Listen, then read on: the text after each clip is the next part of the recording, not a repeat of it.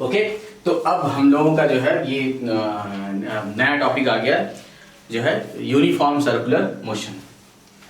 तो circular motion, पहले तो सर्कुलर मोशन करते हैं।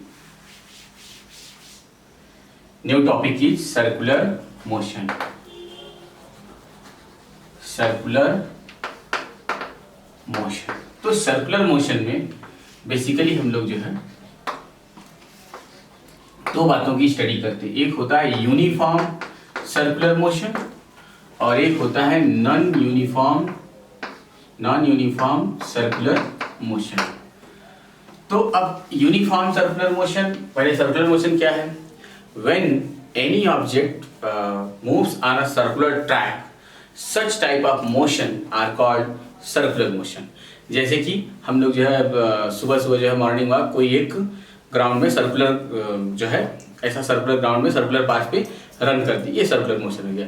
हमने सर्कुलर ट्रैक पे जो है साइकिल चलाया, तो मतलब वो जो साइकिलिस्ट है वो एक सर्कुलर मोशन कर रहा है। ओके, अब हम लोग जो है रोड पे अपनी गाड़ी को चलाते हुए ऐसे टर्न ले रहे हैं, तो किसी एक इंस्टेंट के लिए, किसी कुछ टाइम के लिए वो क्या कर रहा है? सर्कुलर मोशन कर रहा है। ओके, तो ये इस प्रकार की मोशन को हम लोग अगर वहां पे अपना स्पीड ऑफ द ऑब्जेक्ट मतलब साइकिलिस्ट हो गया, कार हो गई, या ये जो भी है, या फिर किसी स्टोन को स्ट्रिंग से फिक्स करके ऐसे घुमाया जाए जो है, तो ये भी एक सर्कुलर मोशन है। तो अब वो जो स्टोन है या साइकिलिस्ट है या कार है, अगर उसकी स्पीड कांस्टेंट है तो थ्रू आउट मोशन, मतलब मोशन करते वक्त उसकी स्पीड अगर कांस्टेंट है तो ये क्या हो जाएगी? Uniform circular motion. और अगर उसकी स्पीड कांस्टेंट नहीं है तो वो नॉन यूनिफॉर्म सर्कुलर मोशन हो जाती है। तो आपने यहाँ से समझ लिया कि यूनिफॉर्म सर्कुलर मोशन क्या है। When any object perform circular motion with constant speed, तो uniform circular motion. And when any object performs circular motion with non uniform speed, तो वो नॉन यूनिफॉर्म सर्कुलर मोशन हो गया। या फिर नॉट कांस्टेंट स्पीड, उसकी अगर स्पीड कांस्टेंट नहीं है तो भी वो नॉन यूनिफॉर्म सर्कुलर मोशन हो जाएगा। तो आप यहाँ लिखिए जो है हेडिंग डालें जो है सर्कुलर मोशन। तो आपकी फर्स्ट हेडिंग हो गई यूनिफॉर्म सर्कुलर मोशन। यूनिफॉर्म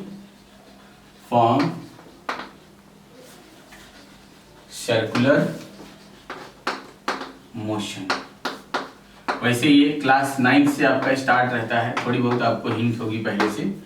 तो यूनिफॉर्म सर्कुलर मोशन में आप देखिए जो है आप क्या लिखेंगे? When an object follows a circular path, when an object follows a circular path at a constant speed, when an object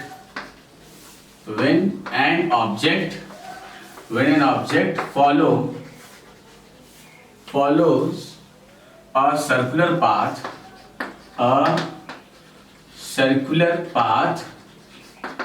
at constant speed are called uniform circular motion. तो ये इस तरीके से हो गया अपना जो है यूनिफॉर्म सर्कुलर मोशन।